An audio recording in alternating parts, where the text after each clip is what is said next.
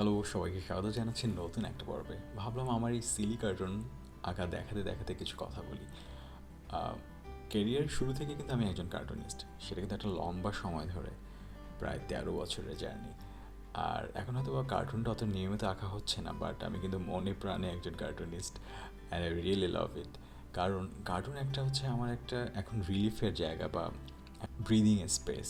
কারণ আমি যখন একটা কার্টুন আঁকি বা এটা নিয়ে আমি যখন ভাবি, এই আমি যখন ভাবি আর হাসি আর আঁকি আর হাসি, তো এই জিনিসটা আমার জন্য মনে হয় যে খুব ইন্টারেস্টিং, যে আপনি একটা কিছু আঁকছেন আর হাসছেন, যে আপনার এই কার্টুনটা দেখে হয়তো বা অন্য একজন হাসবে। সো এই যে অন্যকে আনন্দ দেওয়ার একটা ব্যাপার, সেটা আসলে আমার কাছে অনেক অনেক ইম্পর্টেন্ট একটা জিনিস অ্যাজ এ কার্টুনিস্ট। আর আসলে কথা সেটা না, আর মূল কথায় আসি। এখন মূল কথা হচ্ছে যে আমার 13 বছরের জার্নি, আগে আমি এটা আঁকতাম আর এখন আমি এটা আঁকছি। এটা কিন্তু একটা বড় চেঞ্জ। আর এই চেঞ্জটাই আপনাকে কিন্তু, যদি আপনি আর্টিস্ট হন, আপনাকে কিন্তু প্রতি 3 মাসে, অ্যাটলিস্ট প্রতি 3 মাসে আপনাকে এটা লক্ষ্য করতে হবে যে আগের 3 মাস আগের কাজ আর বর্তমান কাজের মধ্যে যে তফাৎটা, আপনি সেটাকে ধরতে পারছেন কি না।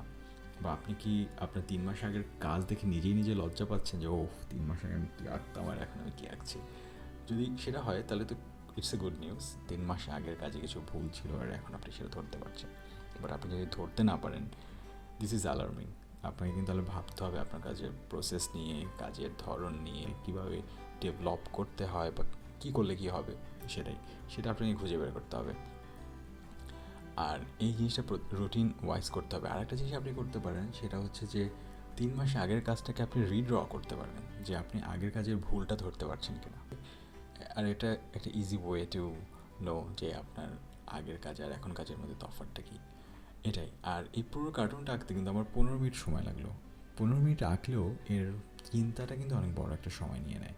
আর সেক্ষেত্রেই চলে আসে সেই মুড বোর্ডের কথা, যে আগের চিন্তাটা। তার মানে আপনার যদি এই আঁকার পেছনে চিন্তাটা অনেক স্ট্রং হয়, তাহলে কিন্তু আপনার আঁকতে তেমন বেশি সময় লাগবে না। এই জন্যই চিন্তাটা খুব ইম্পর্ট্যান্ট। আর মুড বোর্ডটাও।